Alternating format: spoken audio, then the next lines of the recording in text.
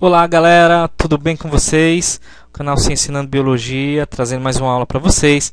A gente vai ver agora filo poríferos, que é o filo das esponjas. Poríferos quer dizer portador de poros, tá ok?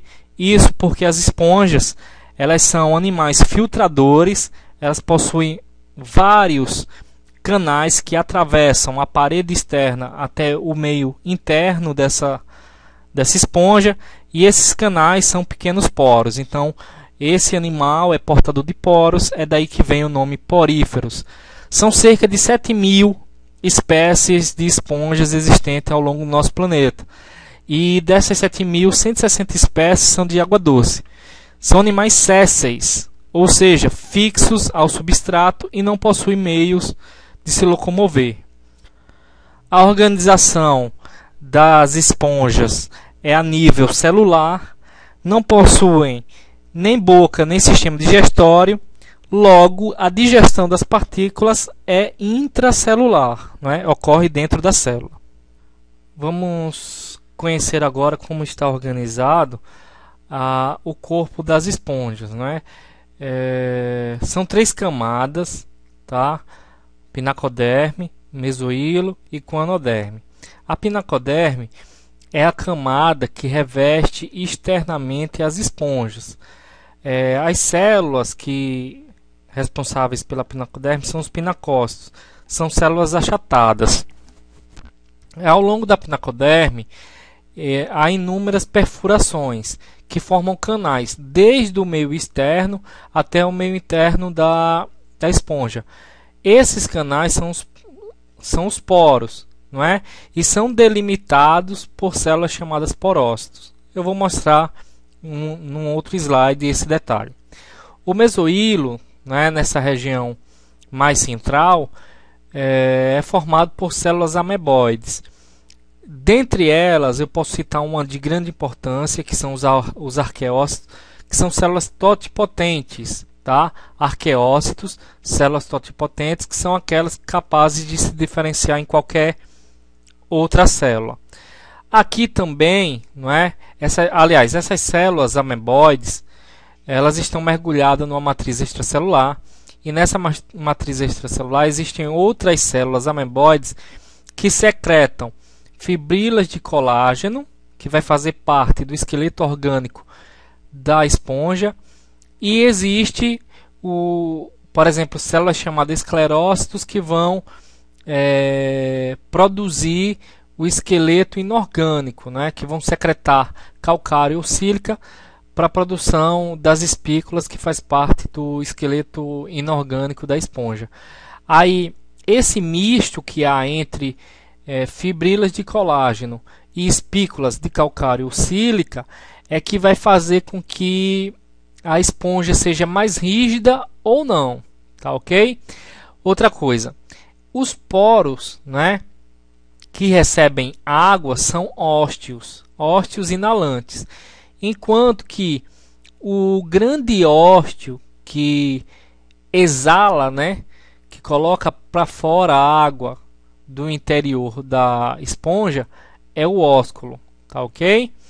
Essa região aqui que está recebendo a água vinda do ósteo é o átrio ou espongiocele, tá ok?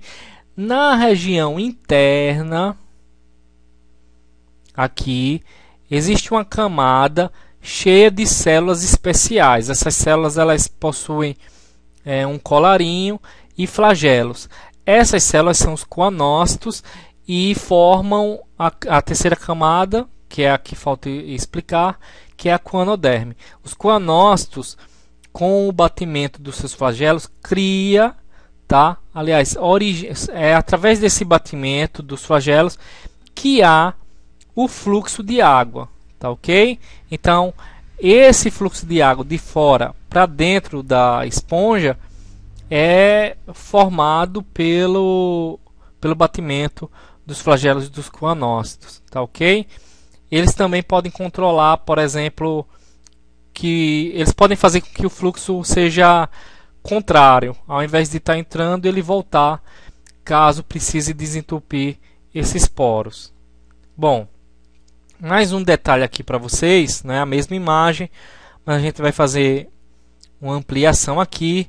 Tá aqui o amebócito. Esse amebócito a gente pode, digamos que seja um arqueócito, tá? Amebócito é devido à forma ameboide e existem vários tipos de amebócitos aqui no mesohilo. Aí aqui, esse lado aqui é o lado externo, mesohilo, ou seja, aqui pinacócito, que é a pinacoderme. Aí aqui o mesohilo, aqui a gente pode ver as espículas, tá? A matriz extracelular e as células ameboides, que pode ser arqueócitos ou esclerócito.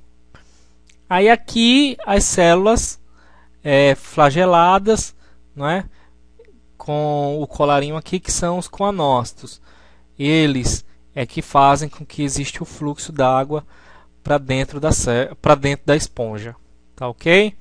Então, ó, aqui nessa parte aqui, onde há o canal, né, que é o poro, existem essas células aqui que delimitam o poro, que são os porócitos. Aqui a gente já pode ver um detalhe do coanócito, não é? Que é a gente está vendo o colarinho aqui, essa região do colarinho, as microvilosidades. Esse colarinho aqui ele permite a captura, né, facilita a captura de partículas, já que os coanócitos também fazem fagocitose, e quando não fazem, através deles, já que eles são fixos aqui na coanoderme, é através deles que a partícula passa para o mesohilo e pode ser digerida pelos arqueócitos. Aliás, eu esqueci de dizer, os arqueócitos têm função de reprodução, digestão, né, no caso intracelular, a partícula vai entrar dentro dele, ele vai fagocitar, e de regeneração. Inclusive, esses arqueócitos eles têm uma função muito, mas muito importante. Como eu já disse que eles são células totipotentes, e exatamente por isso é que eles possuem função importante. Quando essas células aqui morrem, os coanócitos, ou os porócitos, ou esclerócitos, que são formadores de espículas, esses arqueócitos eles se diferenciam nessas células aqui. Então, qualquer falta de outro tipo de célula, os arqueócitos se diferenciam, permitindo que não haja perdas celulares no corpo da esponja, tá ok? As esponjas também podem ser classificadas conforme o sistema aquífero, o fluxo de água, né, por onde esse fluxo de água passa até sair da esponja, porque em algumas esponjas ele passa através de câmaras coanocitárias. E aí, dependendo da complexidade que isso aconteça, ela pode ser classificada da seguinte forma: asconoide, ciconoide e leuconoide. Como termina tudo com oide, eu vou usar ascon, né, para simplificar, ascon, cicon e leucon. Na do tipo ascon, não é como eu já expliquei nas imagens anteriores, ó. Aqui, ó. Essa daqui é do tipo asconoide. Então, o que é que você tem?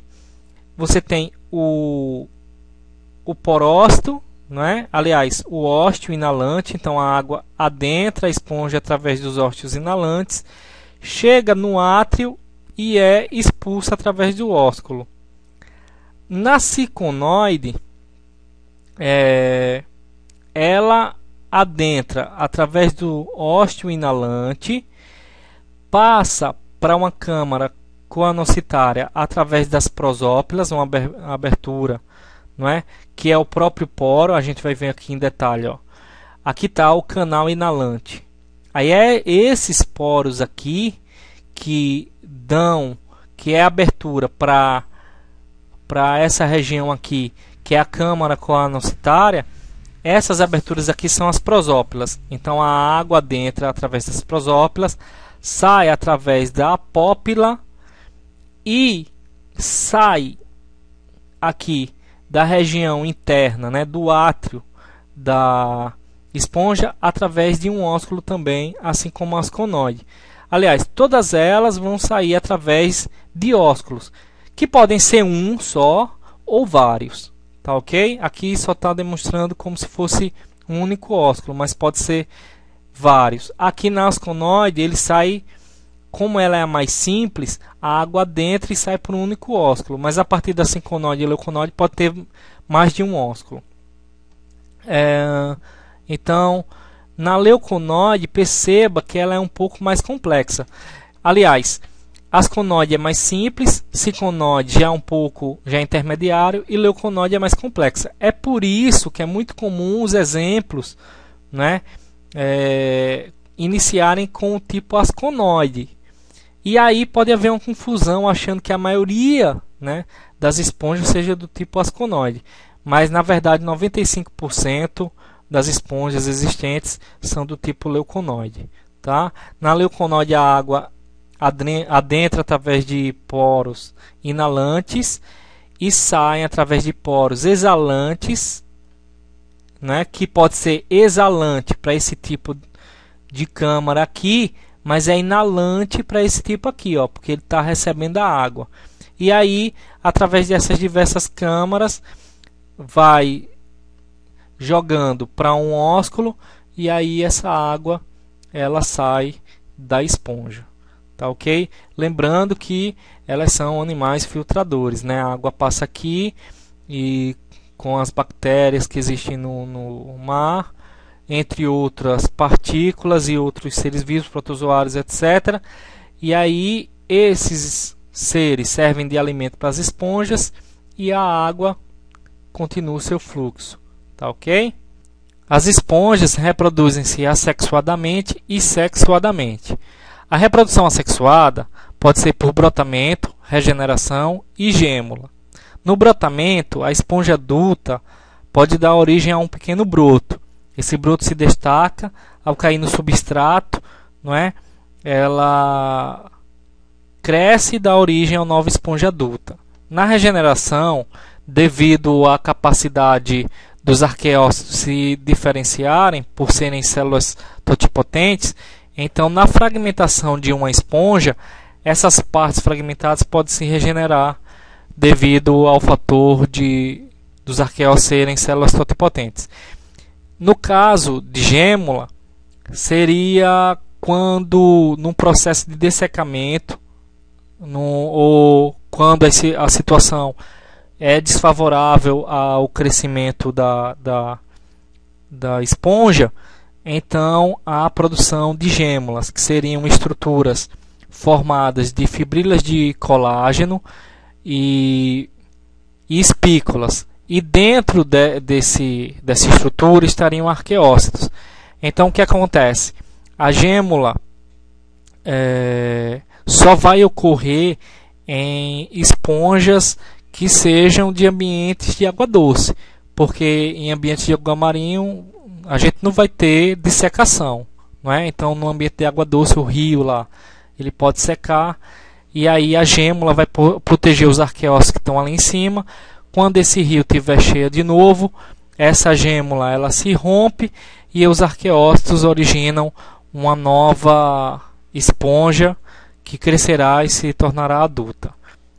Na reprodução sexuada, existem esponjas que se reproduzem externamente, mas em esponjas vivíparas, alguns arqueócitos ou conócitos se diferenciam em espermatozoide.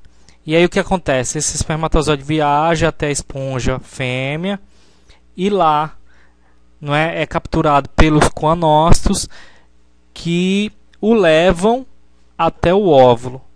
E há a fecundação e o surgimento de uma larva nadante. Essa larva nadante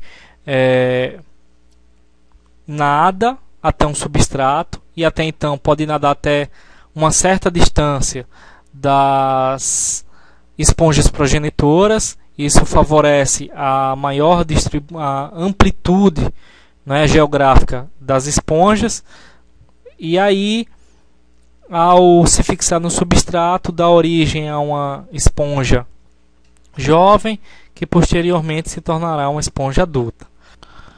As esponjas exercem uma grande importância na indústria farmacêutica, inclusive de alguns tipos de esponjas era retirada uma substância usada no tratamento contra a AIDS.